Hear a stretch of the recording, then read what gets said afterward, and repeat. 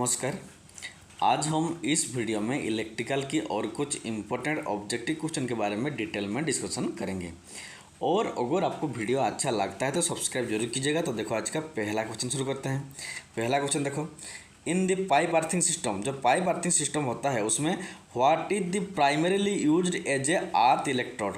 अर्थ electrode में हम ये चार ऑप्शन में से किसको यूज करते हैं।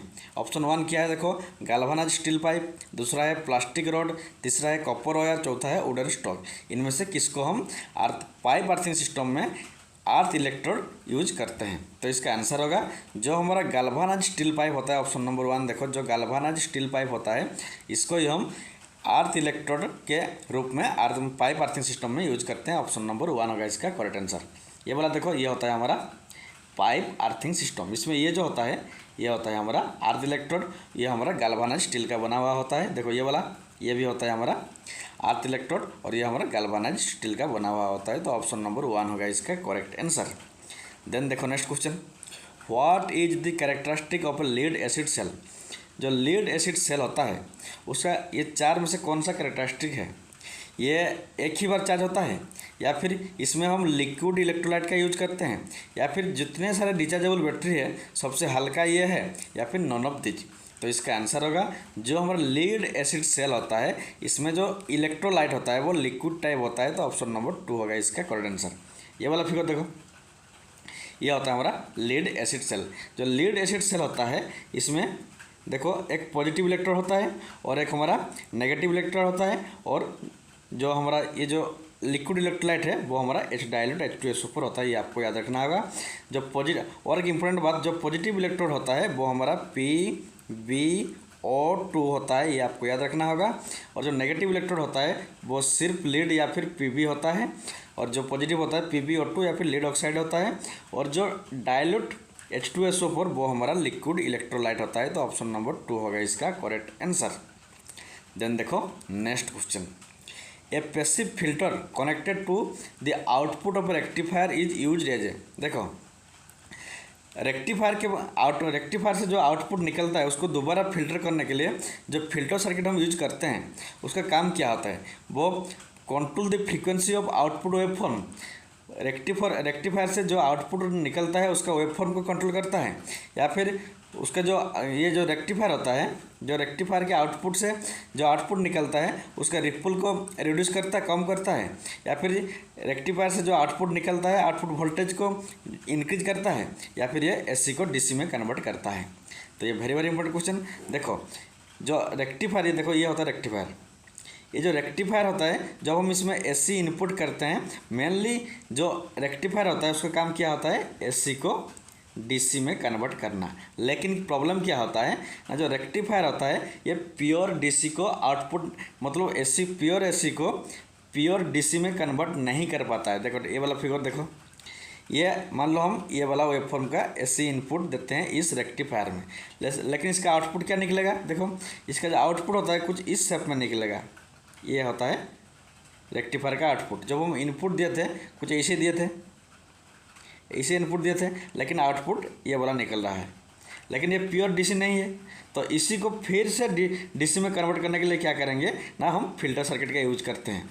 तो उसके बाद जब हम फिल्टर सर्किट, ये देखो ये होता है फिल्टर सर्किट, इसमें एक कैपेसिटर लगा हुआ है। देखो ये जो फिल्टर सर्किट होता है ये क्या करता है, देखो जो हमारा ये जो रेक्टिफायर का आउटपुट कुछ इस शेप का था उसको क्या करेगा ना, जो फिल्टर होता है वो दोबारा सिर्फ इस शेप में कन्वर्ट करेगा। ये भी प्योरली DC नहीं है, फिर भी रेक्टिफायर से जितना DC निकला था उससे और प्योर है, लेकिन प्योर DC नहीं है। तो इसलिए इसका आंसर क्या होगा, जो रिपुल था, reduce the Ripul output. Option number 2 होगा, क्योंकि रिपुल किसे कहते हैं, जो रिपुल होता है उसमें AC प्लस DC रहता है। मैंने अभी बोला जो रेक्टिफायर होता है उसमें प्योर AC नहीं निकलता है, उसमें कुछ DC रहता है, इसलिए क्या होता है ना, इसका शेप कुछ ऐसा ही बनता है और इसको रिपल आउटपुट कहते हैं। तो इसमें जितना फिर भी AC है उसको और कम करने के लिए हम फिल्टर सर्किट का यूज करते हैं, जिसको हम रिपल कहते हैं। तो ऑप्शन नंबर 2 होगा इसका करेक्ट आंसर। देन देखो next question, what is the purpose of the colour coding of wire in electrical wiring. देखो जब हम इलेक्ट्रिकल वायरिंग करते हैं तब डिफरेंट टाइप कलर का वायर का यूज करते हैं, जैसे कि red wire, yellow wire, blue wire, black wire, green wire, ऐसे वायर का हम यूज करते हैं। तो इस colour coding different type colour का वायर हम क्यों यूज करते हैं? क्योंकि देखो it identify the different function of the wire. अलग अलग वायर के लिए अलग अलग वायर फंक्शन रहता है, इसलिए हम यूज करते हैं। ऑप्शन नंबर 1 होगा इसका करेक्ट आंसर। क्योंकि आर वाई बी ये 3 फेज होता है, रेड फेज अलग होता है, वाई फेज अलग होता है, बी फेज अलग होता है। और जो ब्लैक वाला होता है वो हमारा न्यूट्रल के लिए होता है, और जो ग्रीन वाला होता है वो हमारा अर्थिंग के लिए होता है। ये भी आपको याद रखना होगा। तो डिफरेंट कलर वायर का फंक्शन भी डिफरेंट होता है। तो ऑप्शन नंबर 1 होगा इसका करेक्ट आंसर। देन देखो next question, what is the advantage of using clamp meter to measure current. देखो जो क्लैंप मीटर होता है, क्लैंप मीटर से जब हम करंट को मेजर करते हैं तब हमें क्या एडवांटेज मिलता है। देखो ये वाला हम क्लैंप मीटर है, इस क्लैंप मीटर से ये जो ब्लू वाला वायर से जो करंट आ रहा है उसको मेजर कर रहा है, तो इससे हमें क्या एडवांटेज मिल रहा है। देखो ऑप्शन नंबर 3 देखो, it can measure current without making physical contact with conductor. देखो ये कंडक्टर है, ब्लू वाला कंडक्टर, इसको जो टेक्नीशियन या फिर इलेक्ट्रिशियन मेजर कर रहा है उसको देखो डायरेक्टली टच नहीं करना पड़ेगा, क्योंकि ये जो हमारा क्लैंप मीटर है इसी से ही मेजरिंग हो जाता है। तो यही उसका मेन एडवांटेज होता है, क्योंकि जो टेक्नीशियन होता है उसको इस वायर को फिजिकली या फिर फिजिकली कंटैक्ट या फिर टच करना नहीं होता है। तो ऑप्शन नंबर 3 होगा इसका करेक्ट आंसर। देखो ये जो टेक्नीशियन है इसका ये हैंड है, इस हैंड से इस वायर को टच नहीं हुआ है। तो ऑप्शन नंबर 3 होगा इसका करेक्ट आंसर, क्योंकि इसमें एक क्लैंप होता है, इस क्लैंप के थ्रू मेजरिंग होता है। देन देखो, which type of resistor allow for change in resistance by sliding a wiper across resistive element. देखो एक रेजिस्टिव एलिमेंट के ऊपर में एक वाइपर को अगर हम स्लाइडिंग करेंगे तो रेजिस्टेंस मेजरिंग होता है। ये 4 में से कौन सा इंस्ट्रूमेंट में होता है? थर्मिस्टर में होता है, या फिर पोटेंशियोमीटर में होता है, या फिर बरिस्टर में होता है, या फिर फिक्स्ड रजिस्टर में होता है। तो इसका आंसर होगा जो हमारा पोटेंशियोमीटर होता है, वेरी वेरी इंपॉर्टेंट, जो पोटेंशियोमीटर होता है इसमें एक वाइपर होता है। इस वाइपर को अगर हम क्या करेंगे, स्लाइडिंग करेंगे एक रेजिस्टिव एलिमेंट के ऊपर में, ये वाला फिगर देखो, ये वाला फिगर देखो, जब हम स्लाइडिंग करते हैं तब क्या होता है ना, ये रेजिस्टेंस को मेजर करता है। तो ऑप्शन नंबर 2 ये है पोटेंशियोमीटर। ये वाला देखो फिगर देखो, ये हमारा ये पोटेंशियोमीटर का फिगर है। इसमें देखो ये एक रेजिस्टेंस लगा हुआ है इसमें, ये वाला देखो फिगर देखो रेजिस्टेंस है। ठीक से देखो ये रेजिस्टेंस एलिमेंट है, ये हमारा वाइपर है। जब हम इसको क्या करेंगे ना, स्लाइडिंग करेंगे, उधर करेंगे या फिर इधर करेंगे तो उसका रेजिस्टेंस क्या होगा, ज़्यादा कम होगा। देखो ये वाइपर है, ठीक से देखो ये वाला वाइपर है, इसको अगर इधर स्लाइडिंग करेंगे या फिर इधर स्लाइडिंग करेंगे तो इसका रेजिस्टेंस का वैल्यू क्या होगा ना, ज़्यादा कम होता है, क्योंकि ये रेजिस्टिव है। तो ऑप्शन नंबर 2 होगा इसका करेक्ट आंसर। देन देखो next question, what is the basic principle behind the electroplating. जब हम इलेक्ट्रोप्लेटिंग करते हैं उसका बेसिक प्रिंसिपल क्या होता है? To coat the surface of metal with a thin layer of different metal by electrolysis. क्या देखो एक मेटल के ऊपर में दूसरी मेटल की एक लेयर, थिन लेयर देने के लिए, कोटिंग करने के लिए हम इलेक्ट्रोलिसिस प्रोसेस में, ठीक से देखो जो इलेक्ट्रोप्लेटिंग मेथड होता है उसमें क्या होता है, जो इलेक्ट्रोलिसिस प्रोसेस होता है उसमें क्या होता है ना, 2 इलेक्ट्रोड रहता है, एक पॉजिटिव रहता है, एक नेगेटिव रहता है। किसी एक में से क्या होगा ना, एक थिन लेयर मेटल के ऊपर बैठेगा, इसको क्या कहते हैं, इलेक्ट्रोप्लेटिंग। तो ऑप्शन नंबर 1 होगा इसका करेक्ट आंसर। देखो कैसे होता है, ठीक से देखो, मान लो ये वाला फिगर है, इसमें एक की है और ये एक मान लो इम्प्योर कॉपर है।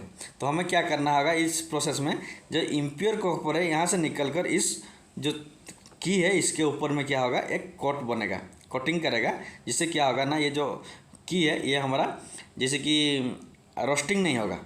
तो देखो तब क्या होगा, इस कंडीशन में जिसके ऊपर हमें कटिंग करना है उसको हम नेगेटिव टर्मिनल में कनेक्ट करेंगे, और जिस मेटल का मतलब कटिंग करेंगे उसको हम पॉजिटिव में कनेक्ट करेंगे।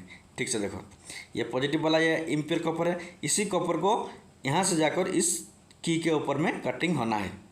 तो जिसको कटिंग करेंगे, जिसके ऊपर कटिंग करेंगे वो नेगेटिव में कनेक्ट होगा, और जिस मेटल का हम कटिंग करेंगे वो पॉजिटिव में होना चाहिए।